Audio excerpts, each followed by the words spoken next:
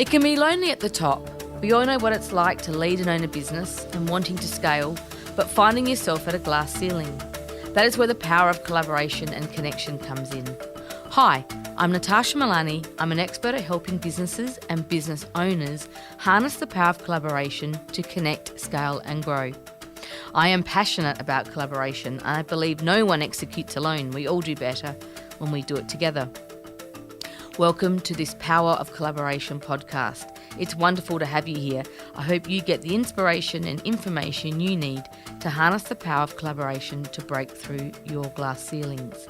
Today, I'm pleased to be talking to Christine Molitor. Welcome, Christine. Thanks, Natasha. Thanks for having me. Christine, we've just had a bit of an Easter break. We're 4 days of R&R, so hopefully we're raring to go today, but I hope you had a nice Easter. I did, thanks. Let's start by you just sharing a bit of information about who is Christine. Tell us a bit more about your background. Thanks, Natasha. I'll give the potted history, but essentially my background is public school system, university. I think first person in our family to head to university. Graduated, not really knowing what to do. Somehow ended up in a bank, a rather big one. 7 years in the banking industry, taught me a lot about finance and good commercial management, which was definitely not my forte. I was pretty good at spending up on the credit cards. Then I headed south completely and went into executive recruitment for about 10 years and learnt what sometimes is called the dark arts, and then headed into more coaching executive leadership development space, which was excellent. A few business ownerships in the middle of all that led to a desire to take a year off and head overseas and travel with my husband. And so we had the gap year in our 40s, which was amazing. And then when I came back, I headed into corporate life. As one learned friend said to me, you need to go to corporate life for your sins and to learn more about business, which was excellent. Headed up a company in that space for about 5 years, and in the last 2.5 years have been in our own consulting business, so back with Mark in a business called Be Sustained that he'd run already for about 11 years previous. So I work with clients on strategy development, strategy execution, executive coaching, and a little bit of other project work and board work on the side as well. Wow, that is a lot there. Thank you for that nice summary. So first to go to uni in your family, then moved into finance and banking, which we hear a lot of people move into finance and banking because that's a stepping stone from university. But your focus has been on executive recruitment and coaching. Then you went into a corporate as a CEO role in the project management space, international development. Perfect. And now you've got your own executive consulting business in partnership with your husband, Mark. Correct. And that's where you focus on a lot of strategy development with your clients. Yes. So mainly I work in the space where clients want to develop their strategy, generally from scratch, and I help design the process that they're going to follow, but also facilitate the actual steps to get them to the point of they've got a fairly robust strategy, and then give them some coaching on how to implement and execute, because strategy is one thing, but if it doesn't go beyond that and get executed well, it's really meaningless. And then in addition to that, I do executive coaching one-on-one and sometimes in teams settings, and I do some other sort of projects in that related space if they arise. I already know we're going to have a great conversation about, I like to talk about strategy, and in the lens that those that are listening often are running their own business, and there's no one way of executing how you define what your strategy is going to be, but I love sharing tips so that they can then best learn what's going to be appropriate for them. I can't wait to talk about collaboration with you as well. So let's start with just a bit of background about you setting up your own business in recruitment. So one of the times was we did have a blank slate. Karen James and I set up Molitor James from scratch. And really our starting point for our strategy in that was simply, what don't we want in this business? So, we approached it from not necessarily what markets were we going to break into or how much revenue were we going to bill or anything like that. We actually came up with a strategy from what we don't want. And that then formed the basis for how the partnership worked and what we built from there. And it sounds a bit of a funny way to go about it, but we actually found even when I exited the business 7 years later, we were able to use what we didn't want as a bit of the guiding light as well. And there were things in that strategy, what we don't want in our strategy, but there were things around settling differences early, because partnerships can be tough. So we had things like that. We had rules about the types of clients we did want to work for. We made a decision we wouldn't work for clients that wouldn't pay us.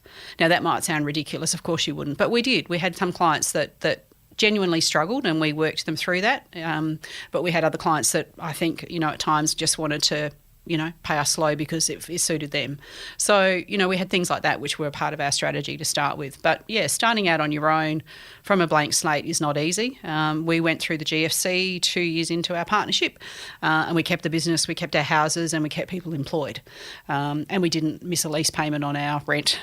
So, we had a lot to be thankful for in that time, but I learned a lot as well. And just what was that business in terms of size and scale? I couldn't quite tell you what we build in revenue now, but it wasn't overly huge. It was enough to pay ourselves well and our staff at good market rates. We grew it to about 7 consultants at our peak. But our winning part of our strategy, just to kind of sidestep for a second, is we made the decision that it was a pretty crowded market in Adelaide. It was pretty tough even to win, what you would expect to be good Adelaide-based roles, whether it be in recruitment or in leadership development, which is the part of the business I ran. And we made a decision that, let's go overseas. And we literally approached Austrade. I remember at the time. We approached Austrade and Karen said to me, I think we should concentrate on Thailand and Vietnam. And I said to her, why? And she said, because they're great places to travel to. That was literally the strategy. So we said, okay. Went to Austrade with a small amount of money and said, how would you structure market visits for us? I went on all the market visits because she didn't want to necessarily break that ground. And she thought I was better positioned to go and, meet and greet, which I did. And 4 months after starting that strategy, we won our first project in Thailand. And it actually came at the beginning of the GFC. So we're very fortunate. And we continued to do a little bit of work from Adelaide overseas, and that saw us through. So, yeah, it was very interesting. You can do anything from Adelaide, I believe. I agree. We have it all here and we can conquer the world. Having your own business and then moving into a corporate CEO role, what are some of the changes you observed in, just in the way in which you had to do business? Yeah, it was probably the first 6 months was a culture shock for me, without a doubt. So we just to step back, Mark and I had just had a year away. We'd lived in the US and Mexico, mainly Mexico for the year before. And when I got back, a previous consulting client of mine who I'd worked with actually on strategy said, come and work for me in the business. And he employed me as one of his executives. So the first 4 years in that company, before I became CEO, I was one of the execs. And I think the first 6 months I was in complete shock as to, because I hadn't been in-house anywhere for 15 years. And it was interesting to me how, and I appreciate this now with the clients that I coach, how easy it is to slip into everyday mode and so inwardly focused, even for really top bright executives, and how difficult it is to zoom back and be able to see the bigger picture and the bigger landscape. And so the culture shock for me was sitting around the table with really capable executives, but they were so focused only in their industry and in this business and their near competitors that it was like, wow, there's 60 million other industries out there that we can all learn from. There's so many other partnerships that are possible, but we're only looking in our own space. And so I found that I probably didn't recognise how much of a developmental challenge that could be for people. But I remember thinking, gosh, have I done the right thing? And then after 6 months of realising, well, actually this is where the learning edge is for me, but also how I take people on that journey, that's where it became exciting. But yes, it was a shock. I think for anyone that's a nice insight to just see the different, standing in the shoes of both those different roles. But one thing I'm hearing, and I'm hoping that those listening who are business owners or decision makers in their business, you've really created your own life. You've done everything. You said you had a gap year in your 40s. Mm-hmm. You've really created everything based around what you're passionate about or what you want to do and achieve, you've really driven your bus, is how I see it. So I think that's a great kudos to you. Thank you. So let's delve into strategy, because you spend now time with clients helping them develop their strategy for their business. And I asked you a question earlier when we were having a coffee about, you helping them drive their strategy, and your answer was actually they drive their strategy, you just help facilitate it. Can you just share the journey or what is common or what is best practice around helping a company develop their strategy going forward? Yeah, that's a great question, Natasha. And I'm still learning, to be honest, because my approach always is meet the client where they're at. And by that, it doesn't necessarily mean I'm not going to stretch them and I'm not going to test them. I am, but also meet them where they're at. So some clients that I've worked with will say, we're really clear on our purpose. We know why we exist. We're really clear on our vision. We're really comfortable with that. And I'll ask them questions about how embedded is it, and tell me, if I looked around, you live and breathe it. But, they'll often say, we're here, but we actually don't know where we're going beyond that. Or, it may be a privately owned business, and it may be one of the shareholders saying, and in 10 years' time, I want to be effectively redundant, still earning money out of this business, but, my sights are set on some other things, and, we don't know how we're going to get there. So that's to me the starting point. And the point is, what's going to serve them well. And some companies, they'll say, we want a 5-year strategy. Probably less so nowadays. But we want a 5-year strategy, and isn't that the right thing, and is that best practice? And I'll say, well, it may be. It depends what suits you, though. Where are you heading, and who is on this journey with you, and what are their particular nuances? And sometimes we'll land at a point where we'll say, actually, I think a 2-year window or a 2.5-year window is going to be the right window. So let's just park that for a moment and talk about what that might feel like and look like when you get there. But now we'll work back and say, well, what are going to be the major pillars that are going to get you there? So, it does get very iterative. There are some amazing models out there. And I don't get me wrong, I could get wound up for days reading about strategy and getting all excited. I don't necessarily earn any money if I'm just sitting in my office reading. But, everything from the McKinsey models through to, the Verne Harnish scaling up, there are some fabulous models and tips. I bring those things in when they're needed to ignite thinking. So, I've got a client I'm starting with this week, actually, first meeting this week, as in the first kick-off proper meeting. And I can already tell that there's going to be some relevance to bringing in the McKinsey 3 horizons of growth model with him, because of the way his business is structured, and to give him some order to his thinking. Because as he said to me, I've got all the strategy up in my head and it's 50 million thoughts, and it'll be so good once I've actually worked through this with you and it can be down on paper and I can not have to think about everything all the time. And with him, there'll be some, some great insights for him when we go through those sorts of models, but it'll also help him understand, because I actually think part of the power of strategy is learning where are the points you're going to say no to. So where are the points you're actually going to say, you know what, we're not going to open that jar any further, we're going to leave that and we're going to focus over here, or we're going to strengthen our core first.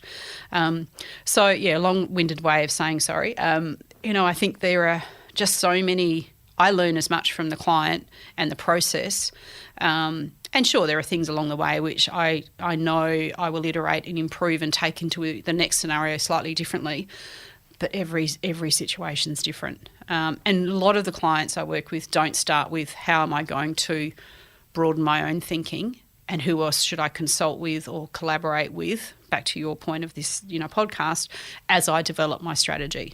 And my encouragement will always be consult far and wide, because then you can always bring it back. But if you don't, you're kind of developing it in your own little lunchtime. That's a great segue to collaboration, or should I say the link between strategy and collaboration. In this podcast, I say the theme is collaboration, but we always talk about strategy because they are, to me, connected, and culture and values.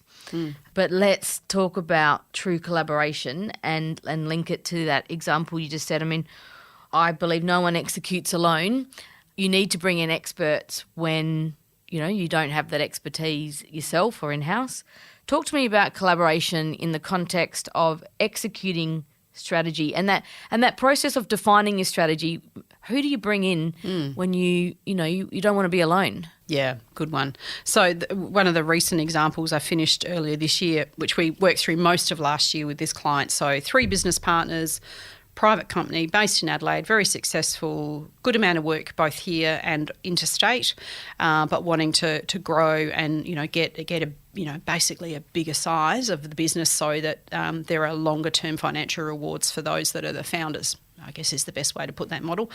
And the MD said to me, and his mandate is to develop and execute the strategy. That's actually in his role description. And he said to me, look, I could probably, over a couple of months, sit down and write the strategy myself. And he has great knowledge of the markets and multiple types of markets that they operate in, very seasoned, very experienced. He said, but I also know enough to know that executing on it will be the issue if I do that. And I said, you're absolutely right. And your brains at the table as we develop it are fully necessary. One of the biggest challenges in their business and in their industry in general, like many industries now, is how to bring up through the business and retain really good staff, professional staff that want to stay there and see their future with this firm. And this is not a matter of they want to opt out and go to a different industry. This is an issue of I can stay in the industry, but I can also write my ticket and go anywhere. So like others, they're competing for people to stay. And it's not just, it's about the culture and the conditions, but it's about more than that. And so I said to him, so in addition to the 2 business partners, we will hopefully, yes, we'll be consulting with as we develop the strategy and then develop the execution plan of the strategy. Once we've signed off on the strategy, who else will you want in the room? And we decided on the whole leadership team below. Now, in this industry and in this client, a lot of these people are very technical and very, very skilled. So leading and managing isn't something that they do day in, day out in a leadership sense. So not only are we grooming them to be good leaders and future leaders potentially of this business, but we're also giving them the skills to be involved in how strategy is developed and once developed, how it's executed and tracked. And that's the biggest thing, because strategy is generally not a roadmap for business as usual. It's a roadmap for over and above. So business as usual would not be expanding into this market, as an example. Over and above, if we really want to actually hit this size, CapEx, whatever it might be, we will need to move into another market. That's over and above. So how do you actually get people to be excited about, but also want to create their time, space in their mind, as well as space in their diaries, to execute on the over and above? So you've got to involve in the beginning. And so, there is a level of additional work and thought power that comes into being part of strategy execution for any leader and any executive. And you're on a very hard road to get that buy-in and engagement in wanting to do that if those people are not involved right at the front end about, that's why we've got a pillar in this strategy around technical innovation. It's not just nice to do, it's necessary for us to do, and I want to be excited about that. So, we involved right at the get-go. There's 6 or 7 or 8 key leaders in these discussions right at the beginning. And we gave them projects. We gave them projects to go out and do market scanning, to go and investigate aligned industries that had nothing to do with their core industry, but to look for technology enhancements or to look at trends that might impact the industry in the next sort of 2 to 3 years. So, A, it divides the workload, which is wonderful, but B, you get such a broader reach and a different level of thinking, because some of these people have different ways of thinking. They're younger, they're newer to the workforce, they have different ideals for their future. They see the future of work differently than we do. So their input's really needed. I love that. Definitely more heads are better than one, but you said business as usual is not a strategy. It's over and above. So for those listening, just let that sink in and process. Just out of interest, in that particular case study, did that managing director who said that I could write the strategy myself and what they've ended up with, was it was it remotely similar, or was it totally above and beyond? I think in his mind, he's definitely above and beyond. Yeah. I think there were certainly some things that fell out of it that he would have definitely said, yep, they're going to be in there and we're going to land this way. But there were 2 or 3 things I think that gave him enough pause for thought. I mean, it was never a process of us needing to bargain out some things and include others. It was actually quite seamless in the end. But yeah, I think there were some things that ended up being included in a way that he might not have framed himself. And I think he was happy with it. He's recommended me someone else. So yeah, I think he appreciated it. Yeah, power referrals. Fantastic. Now, you're on a not-for-profit board. A foundation, yep. Giving your time. Just talk to me about the board's role in strategy. That's a great one. So in my experience, every setting I've been involved in, whether it be as a board member or as an executive, it's been different. I subscribe to the view that it's the executives, generally, led by the CEO, but the executive's role to develop, I guess, the framework for the strategy. And that might simply be, what are the key cornerstones that we see in our strategy for the next 3 to 5 years, if it's that sort of length of time.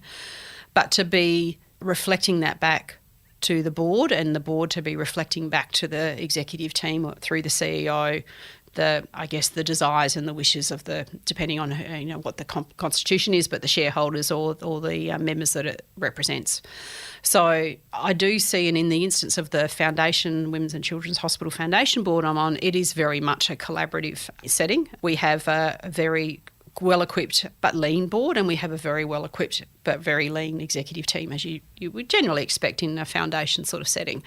And it's a complex foundation. It exists for multiple reasons, but it has many parts to it, and it's not it's not an easy figuring out to work out strategy in that sort of setting, and particularly with the environment that it operates in as well. So for us, as in that example, it's been a constant sets of sessions. So there's often been working sessions, there's often been subcommittee sessions as well. We use our subcommittees really well, and that's a really good example too of collaboration and strategy working together, particularly if you can make that work. The subcommittee setting can really give good information, through to the organisation, through the executive, but also keep the board, in the tent as well, and not unnecessarily soak up time. So, if those sorts of things function well, then I think that the end result is far better than if management's consistently running away and setting strategy in isolation and then sending it back to the board and it's not good enough and people can't define why it's not good enough and it goes back for iteration number 6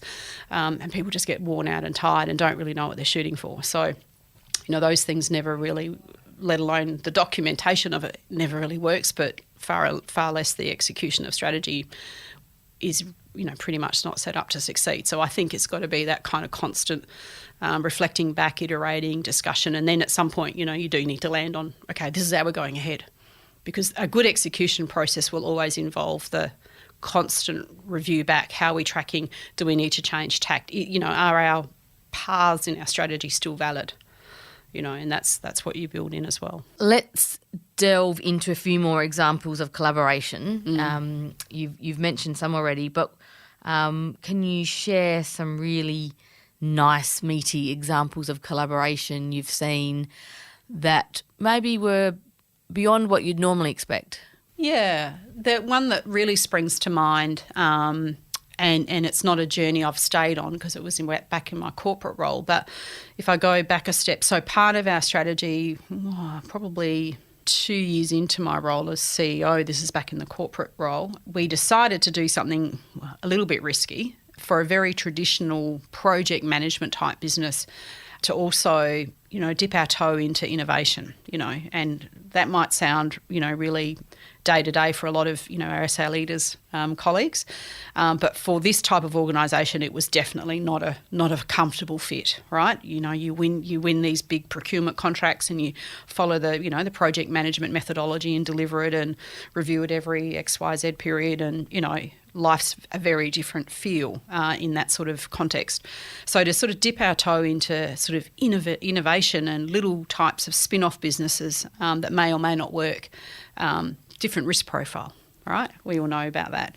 So one of the things we decided to do is we went down a path and we ran, I can't quite recall the name of the course, but it was our contact, Suhit at the time. Mm-hmm. Yeah, we ran these little innovation kind of, I guess, forums and workshops, and we ended up setting up, we had 150 people in the business, and we went to all 150 and said, no matter where you are located, Adelaide or across the globe, because we had global staff, you can be part of this. And I think we ended up with about 40 staff who participated, and we set them up into small teams. And then obviously we were facilitated through, about 6 months worth of processes about how to come up with, your concept, how to go and test the concept. And we had everything. We were running off to the aged care industry, I remember, testing VR goggles to help residents in aged care travel again, and, all sorts of weird and wonderful things, a lot of things that we, shelved very early on, but we learnt a lot in that process. Anyway, there was one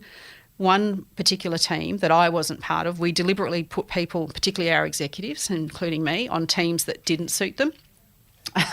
So that you didn't actually get on something that was really your baby anyway. And I wasn't part of this one, but it was involved in the disability sector. This is, NDIS is here now and it's been around for quite a long time. NDIS was just starting to kind of reach in to that industry, and our particular idea was around using people with lived experience of disability as consultants within the industry traditionally that we operated in. So it was very different, but that would have required over time a contextual change and a mind shift change, particularly from a lot of the organisations that we tended projects for. And so, what was developed as a little bit of an idea and a thought bubble, again, we had to go, the only way that got off the ground and eventually now became a business in its own right, and I believe is doing really well, was being able to go out and actually seek input and ideas and collaborate not only with people that had lived experience of disability, but also all of the other players that sat on the fringes of those industries. It wouldn't have worked had we not been able to do that. So, we had the platform to be able to experiment and test that way. But, at the beginning, could I have said, we'll end up with a spin-off business out of that? I probably would have said no. I mean, that's part of the innovation path, isn't it? Mm. If you expect to get a result tomorrow, you're probably not pushing that innovation edge. And many of our SA Leaders clients, as you know, some of those amazing inventions they've come up with, they just didn't happen without a bit of experimentation. Yeah, and that's what I love about the members within SA Leaders, that we've created that environment that's fast-tracking some of those opportunities to collaborate. So just in summary of that story, you said business as usual is not strategy, it's over and above. Mm. You then went and got ideas from outside the industry that you're in, which really enabled diversification in the business to do something, a new business division or service. Yep. I guess the message there is that, ideas really do come from outside of your industry or your own business. That's right. And it's not necessarily obvious, is it? No, it's not. No. And it's interesting you've even saying that out loud, Natasha. It makes me reflect on that earlier question about, what was it like transitioning from, consulting world into corporate world, and my comment about that culture shock and the reason why I was shocked. That to me is a good little loop for how do we really help business leaders and those aspiring to lead businesses to continually look up and outside and give them the permission and the time to do that, because it might seem like, daydreaming and navel gazing or whatever we want to write it off to, but the opportunity to pause and just be excited about something that's over here that has no direct correlation today to what you might be doing could well sweep in and become really important later. And inviting that curiosity all the time, just be curious about something that isn't anything to do with your day job today. My favourite part of my personal life is when I can connect dots between companies that those dots were not obviously connected previously. Yeah. So in summary, can you just give us a couple of tips around collaboration, but, you've got a huge amount of experience in supporting companies develop their own strategies. What are a couple of tips to those listening today you'd like to leave them with? I think my tips would be go far and wide. particularly early on in any process. Go far and wide with seeking views and expertise, and sometimes go to the least likely proponents of expertise. So ensure there's diversity in that kind of, I'm thinking about writing a strategic plan in 6 months' time and, I think it'll be blah, blah, blah. You know my business. What do you think will be in it? And, just invite that. So that's one thing I'd say. The second thing is, and the amount of times I have a client say this to me, particularly at the beginning of a strategy development, exercise, well, we're kind of here. Is that going to be okay? Or we're here, or we had one and then we threw it away 3 years ago, or we've never written one. Is that going to be okay? You just start where you're at, and it doesn't have to be War and Peace. It doesn't have to be, Harvard Business Review, publishable. It just has to be something that you actually believe in and has had some good thought put behind it. And, if it's one page, great, even better. You're going to be able to find it generally. And then the third piece I would add is execution is really the, where the rubber hits the road. So part of the reason I think people say, well, our strategy didn't really serve us, or the work we did before didn't really serve us, is because they didn't have any plan about how they were going to execute. And so you've got to integrate it into everyday talk. So yes, it's not business as usual, but it's got to be on the management agenda or the leadership agenda at least once a quarter. It's got to be, where are we at? How are we going with it? And back to my example before of that company that brought in their senior leaders, it's got to be part, and I hope it will be, part of their quarterly discussion. When they do their offsite and they say, how are we going and how our project's tracking, it's got to be back to, but more importantly, how are we going on our strategy? So you've just got to make it part of the living and breathing. That would be the 3 tips. Perfect. Thank you, Christine Molitor. At SA Leaders, we're all about collaboration and community. If you're curious to know more about how we help businesses and leaders just like you scale and grow beyond their glass ceilings, then visit our website at www.saleaders.com.au. And please don't forget to subscribe, share this podcast with your network, and write a review if you really enjoyed it. This has been an Audiosity production. I'm Natasha Milani.